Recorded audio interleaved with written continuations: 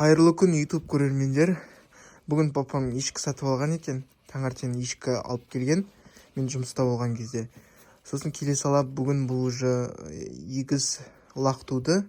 Қазір лақтарын да көрсетем. Чех 75% чех, 25% альпи. Әдемі екен. Бүгін келе сала уже туды. Енді құтты ешкі болсын, сүтті ешкі болсын, лақтар ауырмасын, өсе берсін екен бұл. Еркек лақ туды. Екеуі де еркек, да? Қазір оларды көрсетем. Шулы түсті. Даусына анық шығарып сөйлей бер. Қайталап жер, басындағын дұрыс естімеген шығар. Породасы қандай бұның? Міне біз бүгін ешкі алдық. 75% чех, 25% альпи. Былтыр Россиядан келген.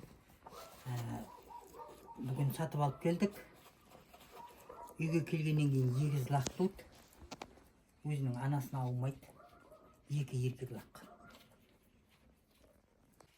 Міне мынау бірнеше сағат бұрын туылған лақтар.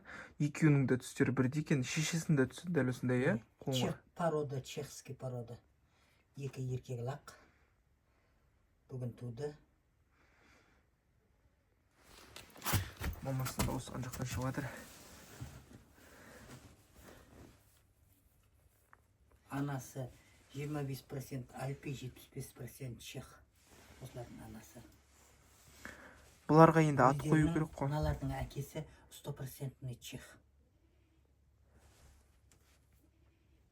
Шешесі анда маңырап жатыр.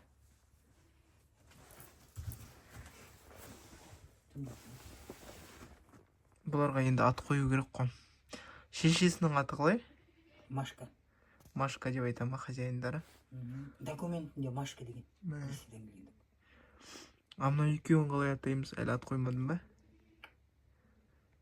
Біреу ұрғышы болғанда,